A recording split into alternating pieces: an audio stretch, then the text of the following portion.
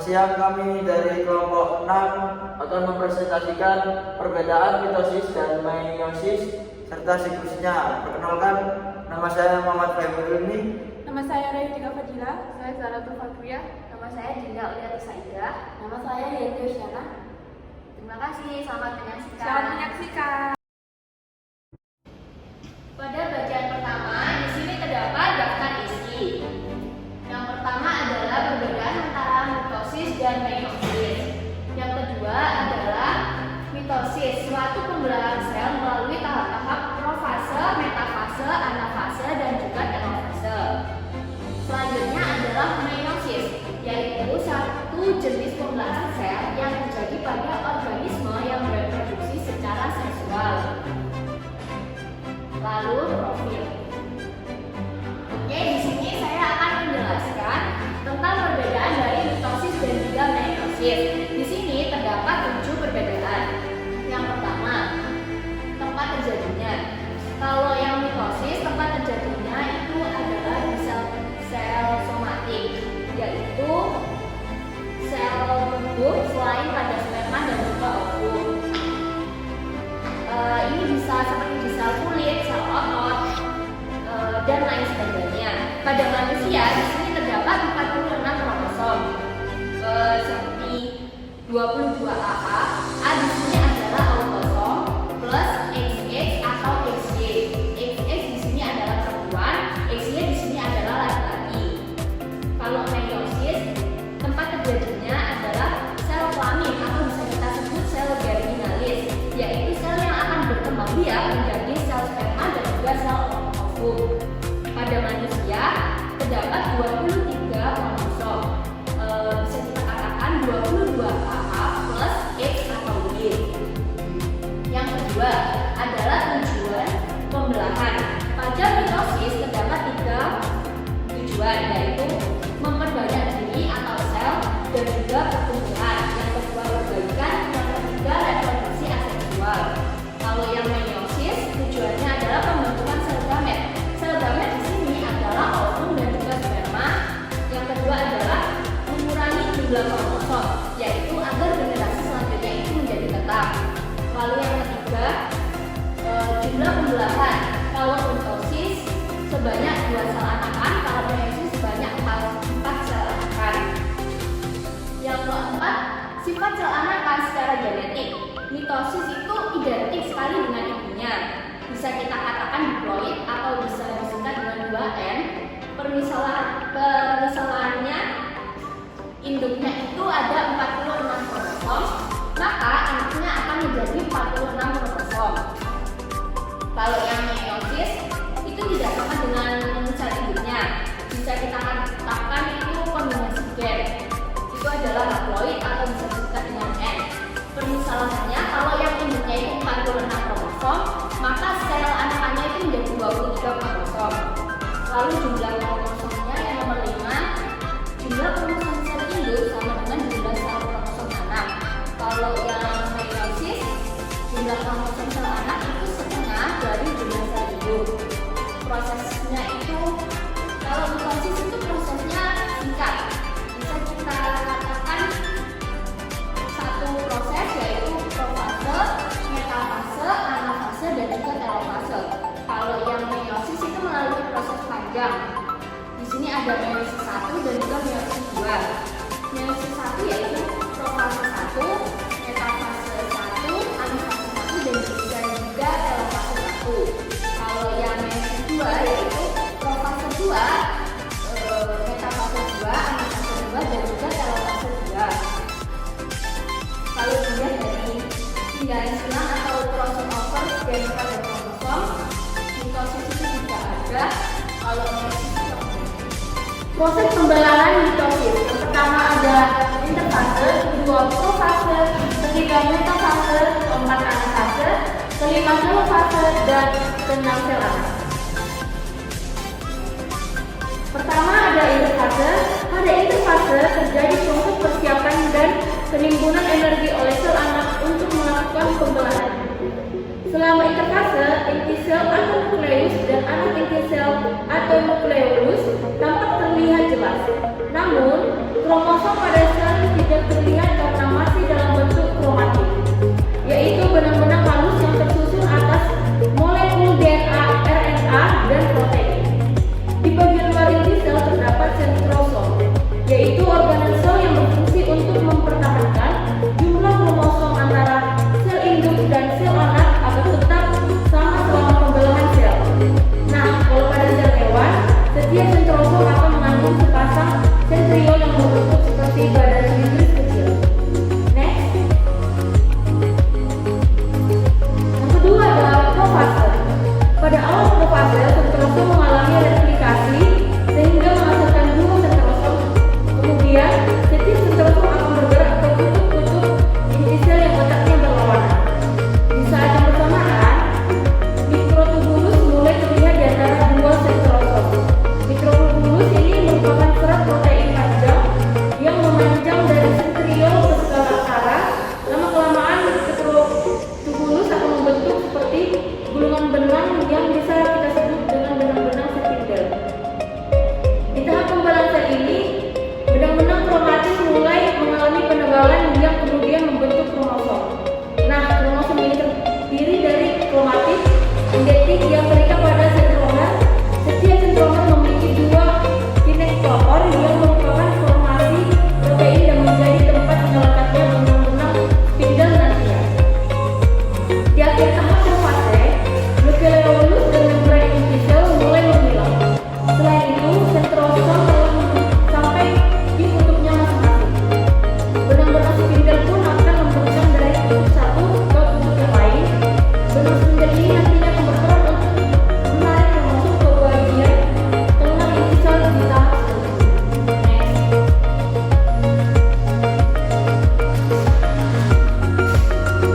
Selanjutnya ada metafase. Nukleus dan membran inti sel sudah tidak terlihat. Masing-masing kinetochor pada sentromer dihubungkan ke satu sentrosom oleh benang-benang spindle. Kemudian, pasangan kromatik bergerak ke bagian tengah sel atau bagian ekuator dan membentuk lempeng metafase. Posisi kromosom yang terletak pada bagian tengah sel ini membuat jumlah kromosom dapat dihitung dengan tepat dan bentuk kromosom juga dapat diamati dengan jelas.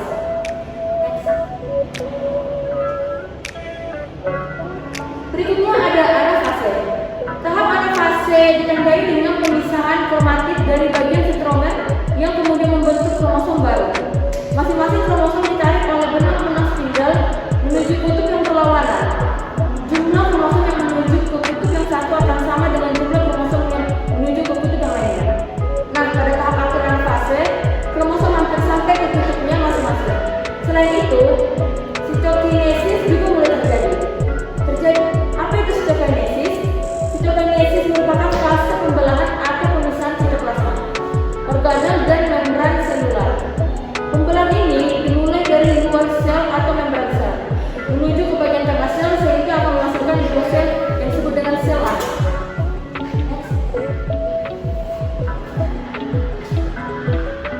Dan yang terakhir ada telofase. Pada tahap ini, kromosom telah sampai di kutubnya masing-masing. Benang-benang spindle mulai menghilang dan membran inti sel juga mulai terbentuk dari dua kelompok kromosom yang terpisah. Kromosom semakin lama akan menipis dan berubah menjadi benang-benang kromatin kembali. Kemudian, sitokinesis telah selesai. Sel telah membelah dan menghasilkan dua sel anak dengan kromosom diploid atau dua. Selanjutnya, kami akan menampilkan video siklus dari mitosis. Mitosis merupakan sebuah proses pembelahan sel yang berfungsi untuk regenerasi sel tubuh yang mengalami kerusakan atau kematian.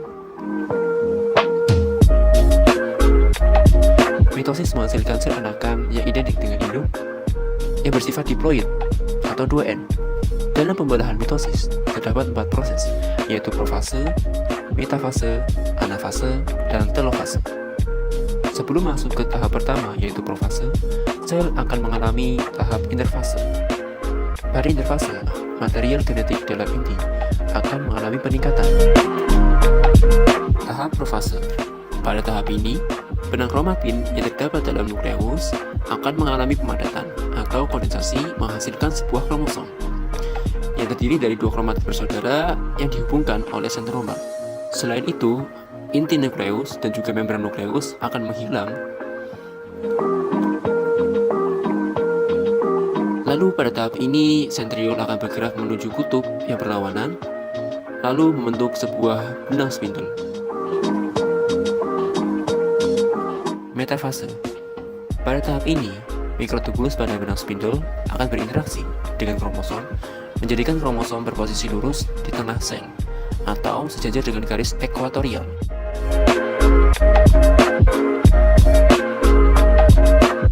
Setelah itu, benang spindle akan menempel pada bagian kinetokor pada kromosom.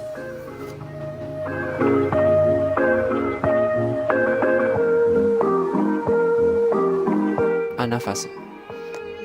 Pada tahap ini, benang spindle yang menempel pada kinetokor kromosom akan menyebabkan kromatid bersaudara pada kromosom akan berpisah, lalu akan menuju masing-masing kutub sentriol.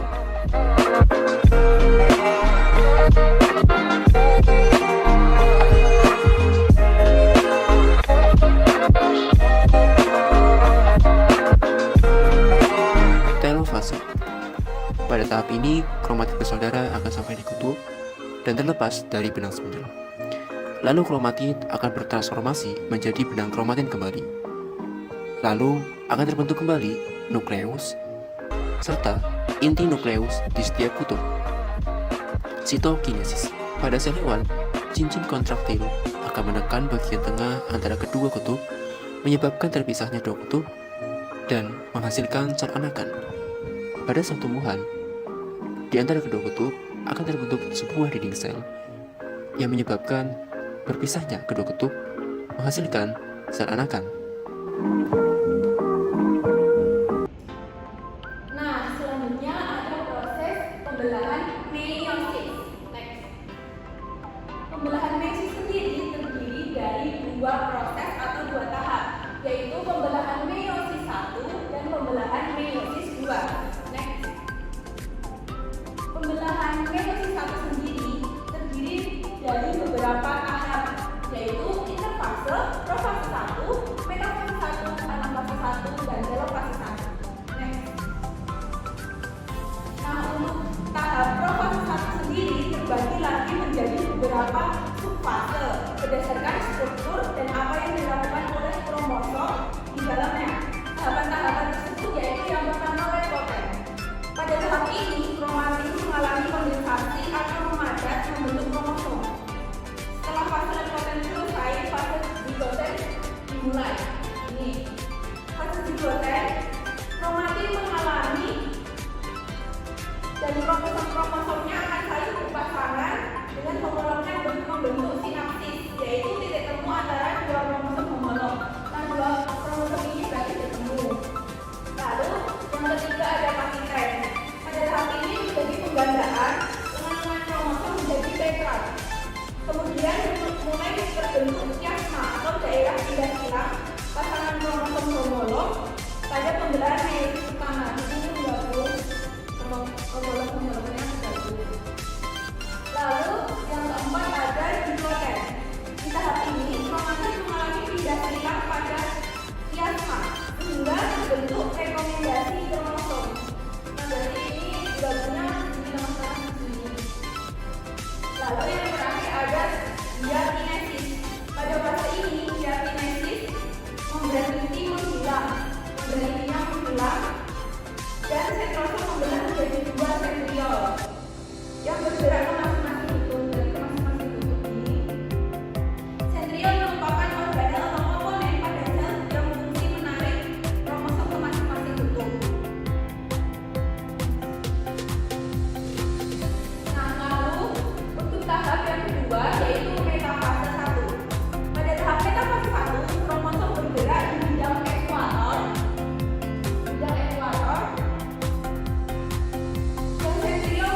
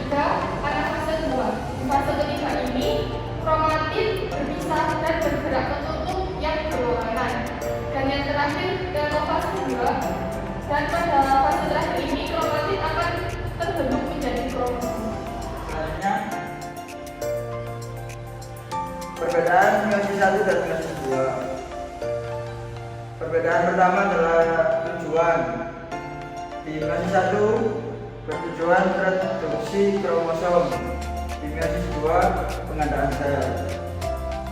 Perbedaan yang kedua adalah interfase. Jika di meiosis 1 terjadi, di meiosis 2 umumnya tidak terjadi. Yang ketiga, kromosom yang terlibat. Di meiosis 1 kromosom homolog, dan di meiosis 2 kromatik. Yang keempat, persilangan atau crossing over. Di meiosis 1 terjadi dan di meiosis 2 tidak terjadi. Yang kelima, reproduksi kromosom. Di meiosis 1 terjadi dan di meiosis 2 tidak terjadi. Yang keenam, ploidy sel induk di awal fase. Di meiosis 1 diploid dan di meiosis 2 haploid. Yang terakhir, sifat anak sel. Di meiosis 1 haploid dan di meiosis 2 sama haploid. Sekian perbedaan meiosis 1 dan meiosis 2. Selanjutnya adalah video tentang meiosis 1 dan meiosis 2.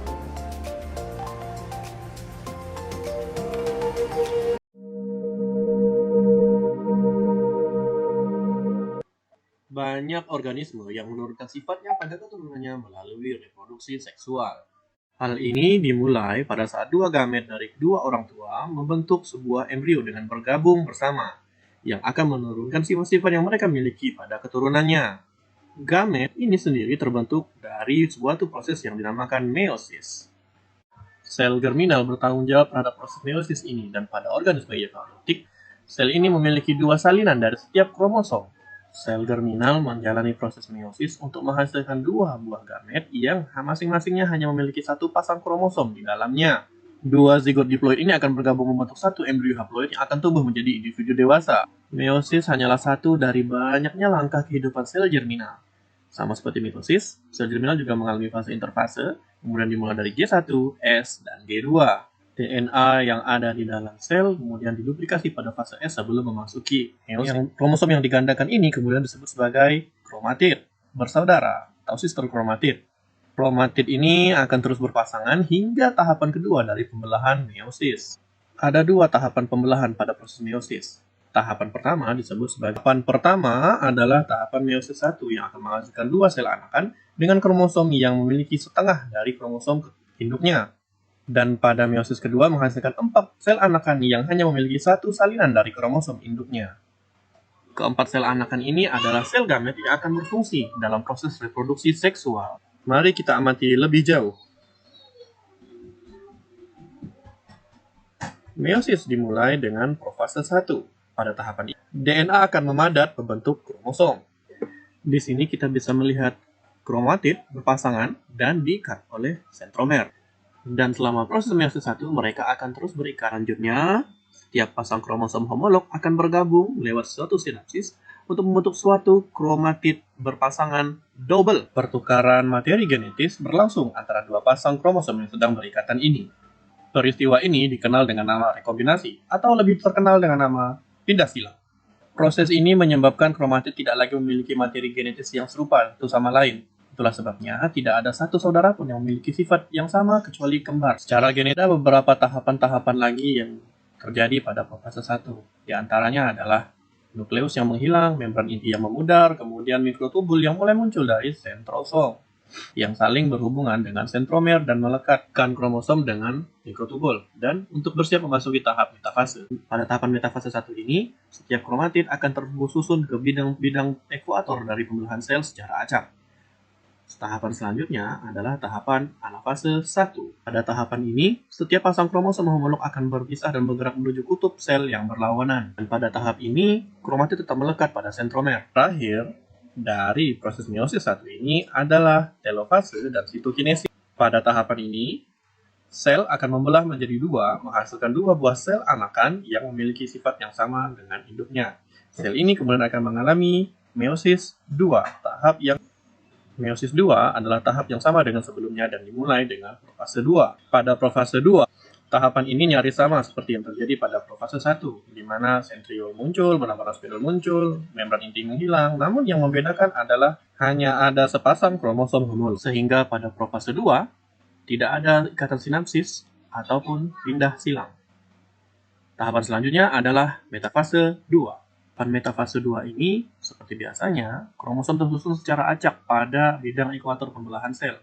Namun, dengan kemungkinan kromosom yang sangat bervariasi karena tidak lagi identik materi genetik satu dan lainnya. Selanjutnya pada tahap anafase 2, kromosom akan bergerak menuju dua arah kutub yang berlawanan sesuai dengan memendeknya mikrotubul.